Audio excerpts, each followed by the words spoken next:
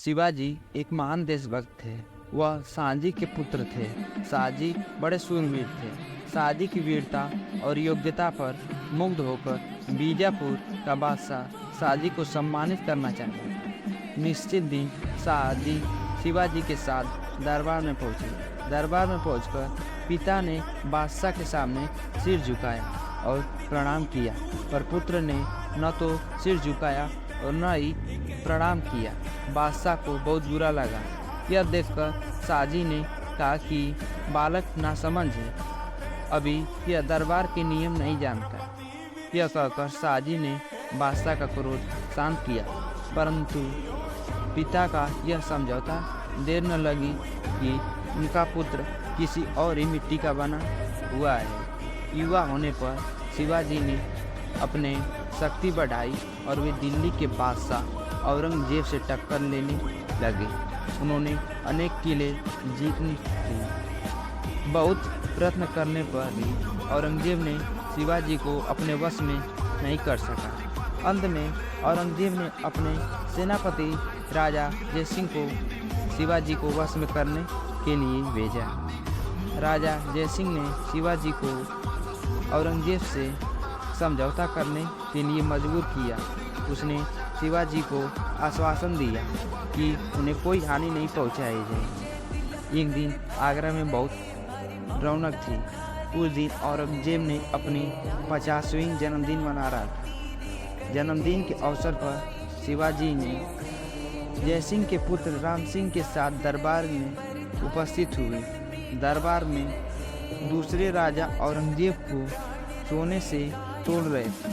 शिवाजी ने भी 15,000 स्वर्ण मुद्राएं और 6,000 रुपये बादशाह को भेंट दिए। बादशाह ने शाही ढंग से कहा, राजा शिवाजी के आगे आओ। सम्मान प्रदर्शन के उपरांत औरंगजेब ने शिवाजी को तीसरी श्रेणी के सदस्यों की संपत्ति में खड़ा करने का संकेत किया। इस अपमान से शिवाजी तिलमिला उठे। शिवाजी ने कड़कड़ा कर कहा, प्रतिज्ञा तोड़ना मेरा अपमान किया है। यह सुनकर दरबार में सन्नाटा छा गया। औरंगजेब ने बात सुनी अनसुनी कर दी। उसने सोचा कि शेर कब्जे में है, चिंता की कोई बात नहीं। उसने एक बार औरंगजेब ने शिवाजी के रहने के स्थान पर कड़ा पहरा बैठा दिया। शिवाजी समझ गए कि औरंगजेब की नीयत साफ नहीं है, इसलिए वे वहां से भाग निकलने का अवसर ढूंढने लगे। एक दिन समाचार फैला कि शिवाजी बीमार हैं। उन्होंने सभी से मिलना जुलना छोड़ दिया, किंतु दिनों बाद उनकी स्वास्थ्य सुधरने की बात उड़ी।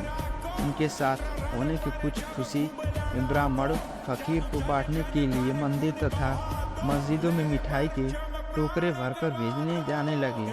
कुछ दिन तक यही क्रम चलता रहा। पहले तो पहरेदार बड़ी सावधानी से एक एक टोकरे की तलाशी लेते रहे, परंतु बाद में उन्होंने तलाश लेना छोड़ दिया।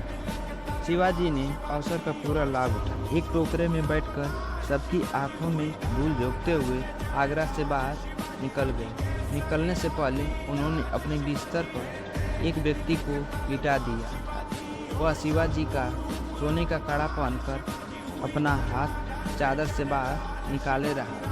पहरेदारों ने यही समझा कि शिवाजी लेटे हुए हैं। बाद में वह भी वहां से भाग निकला। उसका नाम था हीरा राजी जफर।